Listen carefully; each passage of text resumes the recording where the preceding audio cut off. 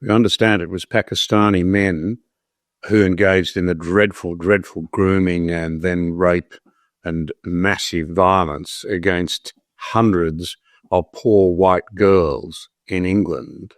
And it was covered up. And it does appear that a lot of people wanted to cover it up lest they be seen as Islamophobic, lest they be seen as racist. How would those men justify their appalling behaviour? I've been thinking and writing about this, speaking about it for a long time. The victims are in the tens of thousands, if not hundreds of thousands. There's a number of factors that come together, and it's interesting to look at the testimonies of survivors. One is that it's a religious element, so it's the religiously motivated hate crime. That is, the girls who were being raped were told they were filthy infidels and they were inferior, and they were suffering because of they're dehumanized in the eyes of the men. Another issue is that under Islamic law, conquered non-Muslims live in a state of vulnerability. They're meant to be subjected and dominated by Islam, but if they break out of that domination, they're vulnerable to the jihad. And one of the conditions of jihad is that the rape of captive women is permitted. They become slaves of their captors.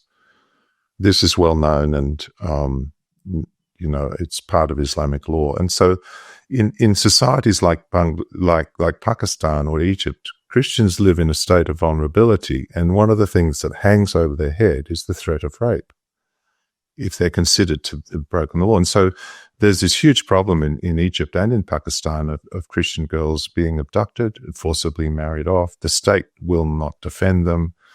And so, you've got this worldview that if you're not a Muslim, you're inferior, you're dirty, this is among a particular group of Muslims. Not all Muslims would think like that, but some do. And so this legitimizes this. And moreover, you've come from a culture where there's a tradition of taking, sometimes a history of taking non-Muslim girls and using them. And so these factors, these religious factors, produce an outcome that Islam itself forbids. I don't think Islam gives permission for men in the UK to do this to girls at all. It's horrendous. But the culture of Islam does set up these parameters. One of the things I've found most distressing in thinking about these events in the UK is that it is religiously motivated, but so often when people write about it, we don't even have the language to talk about that. So people speak about race crimes or ethnicity.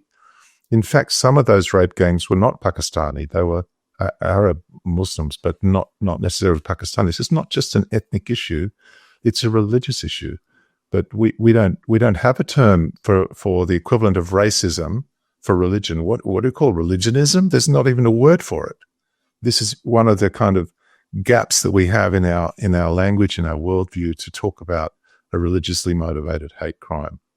So this is, the religious illiteracy of the elites in the UK go together with this determination to impose multiculturalism, combined with Islam's sense of dominance and superiority.